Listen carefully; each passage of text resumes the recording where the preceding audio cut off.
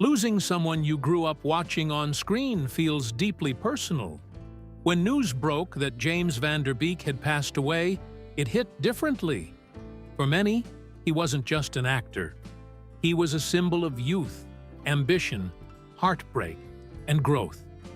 From teen drama fame to becoming a devoted father of 6, his journey was one of talent, resilience, and quiet strength. If you grew up watching him, take a moment to subscribe and share this tribute, because remembering legends keeps their stories alive. James David Van Der Beek was born on March 8, 1977, in Cheshire, Connecticut. He was the eldest of 3 children born to Melinda Weber, a dancer and gymnastics teacher, and James William Van Der Beek, a cellular phone company executive. From an early age, he showed a strong interest in performing arts. As a teenager, he convinced his mother to take him to New York City so he could pursue professional acting. At just 16 years old, he made his professional debut off-Broadway in Edward Albee's play Finding the Sun. Even at that age, critics noticed his natural screen presence. He later attended Drew University on an academic scholarship where he studied English and sociology and sang in an all-male a cappella group. However, he left college when a life-changing opportunity arrived, landing the lead role of Dawson Leary on Dawson's Creek in 1998. The show became a cultural phenomenon and ran for 6 seasons. His portrayal of Dawson turned him into one of television's most recognizable faces of the late 1990s.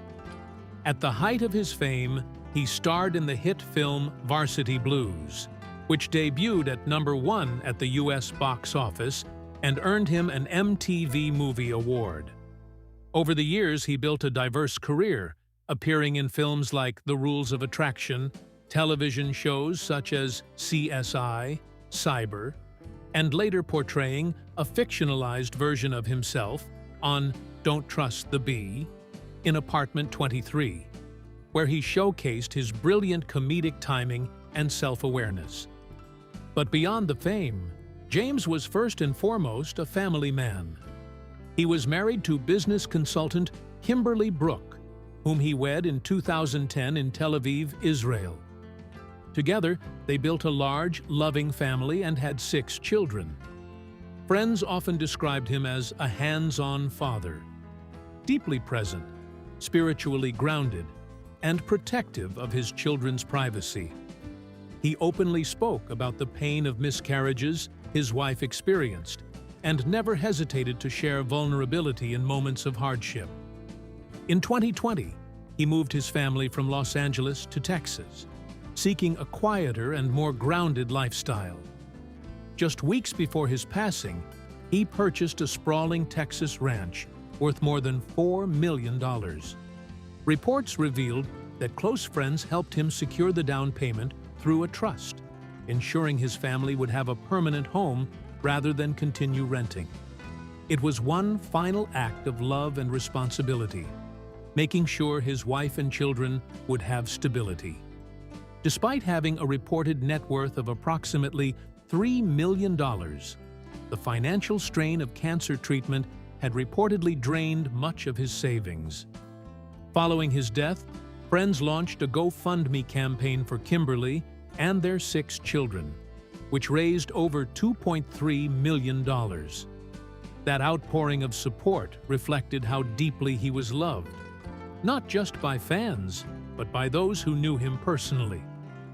Throughout his career, James achieved more than teen heartthrob status. He evolved.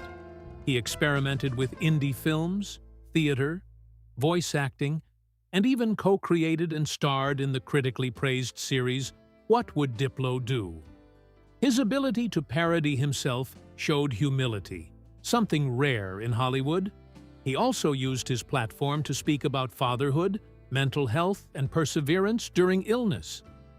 In August 2023, he was diagnosed with colorectal cancer.